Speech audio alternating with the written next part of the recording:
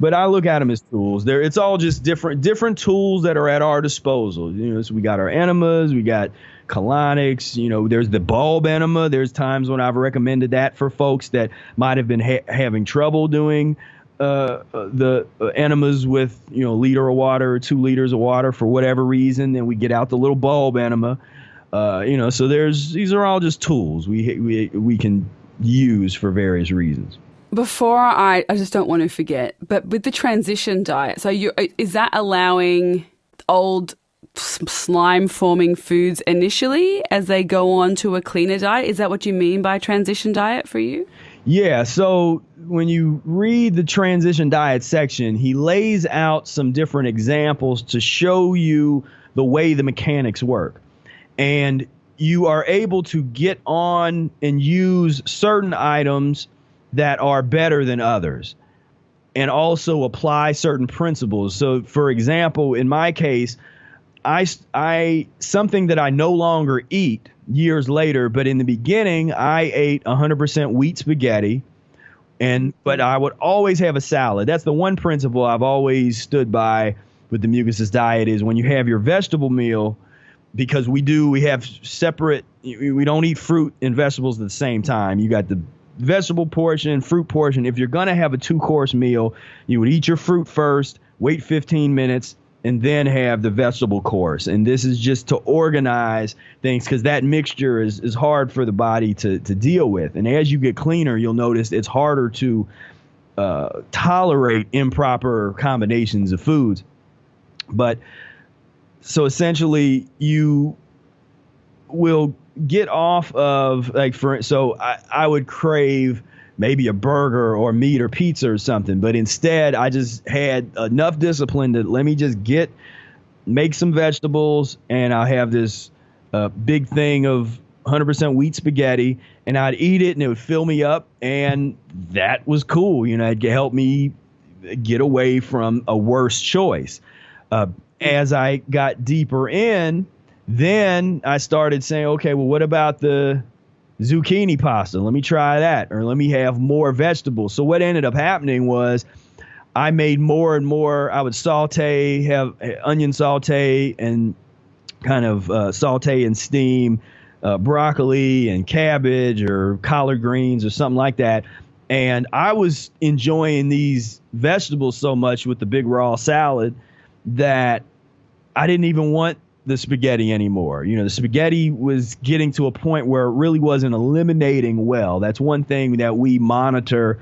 We use the term elimination all the time, and we want to monitor how does an item eliminate. So instead of having really hard pressed rules and being very rigid, like you can't eat this and you got to do this, how does a particular food item eliminate for you? Because if it doesn't eliminate well, then you want to find something else. You want to get off of that item and find something else that's going to, and when we say not eliminate well, we're talking about you notice that it's not creating good bowel movements, it's not going through. It might be causing some heartburn. I would used to eat certain mucus-forming foods, and an hour later, I would start to get that little bit of acid reflux in my throat, or I could just feel that it wasn't digesting. When I eat mucus-free, that doesn't happen. I've never had an experience like that when I've been totally mucus-free. It's usually just been the mucus-forming foods. Absolutely.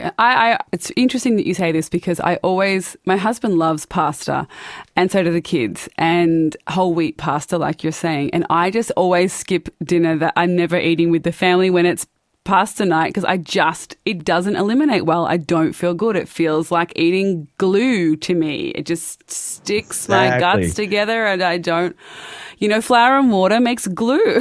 My mum used to give that to us when we had no craft glue at home. Just use this. And I was thinking, oh God, this is the worst craft glue, Mum, but okay.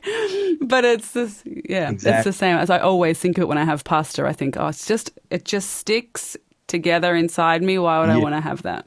Right. Well, and that's that same thing kind of with rice. The rice was the one thing that I never really used. I just didn't even mess with rice for that same reason, because for me it didn't eliminate at all.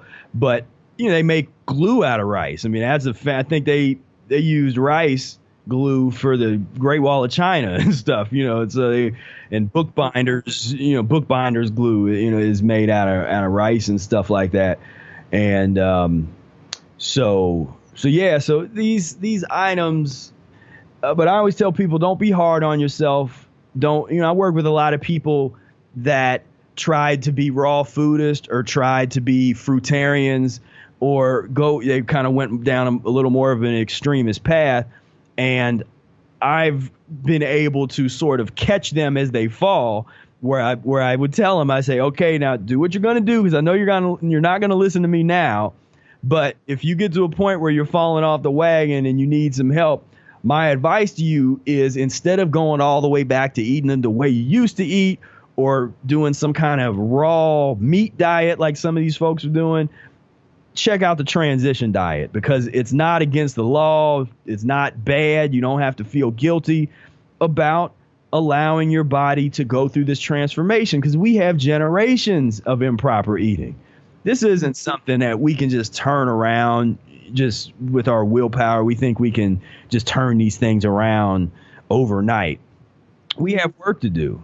And part of Eric's vision was to try to allow humans to get back to where we were coming from, that plant-based reality before we had these kinds of illnesses and diseases. I mean, a lot of this stuff is new because of the way we live. And I agree completely.